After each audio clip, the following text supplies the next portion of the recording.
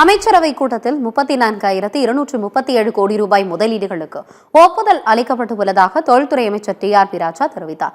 சென்னை தலைமைச் செயலகத்தில் முதலமைச்சர் மு.க.ஸ்டாலின் தலைமையில் அமைச்சரவை கூட்டம் இன்று நடைபெற்றது. இதில் கலந்து கொண்ட அமைச்சர் டிஆர்பி ராஜா தொடர்ந்து செய்தியாளர்களை சந்தித்தார்.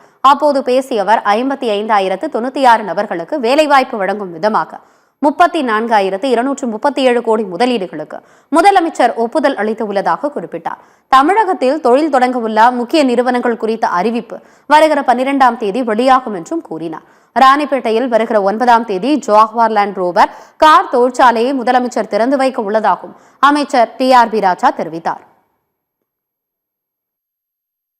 தொழில்துறையில் இன்று ஏறத்தாழ 34,000 கோடி ரூபாய்க்கான முதலீடுகள் 55,000 வேலைவாய்ப்புகள் கிட்ட வரவிருக்கின்றன. அதற்கான ஒப்புதல் இன்றைய இந்த கேபினெட் மூலம் எங்களுக்கு கிடைச்சிருக்கு. 1.5 மாசத்துல அந்த லேண்ட் சீல் பண்ணி அவங்களுக்கு அங்க ராணிப்பேட்டில் இன்ஃபேக்ட் நாங்க ராணிப்பேட்டில் ஒரு கல்யாண மண்டபத்தை எடுத்து நம்ம அதிகாரிகள் அங்கே உட்கார்ந்து இரவு பகலாக வேலை செய்து அந்த நிலத்தை உறுதி செய்தனால் அன்று Tata Jaguar land rover first எனக்கு தெரிஞ்சு இவி பிளஸ் லக்ஸரி செக்மெண்ட்ல ரெண்டுமே சேர்ந்து கிடைக்கிற ஒரு மிகப்பெரிய இன்வெஸ்ட்மெண்ட் தமிழ்நாட்டில் வரலாற்றில் இது ஒரு மிகப்பெரிய ஒரு நாள் அன்று.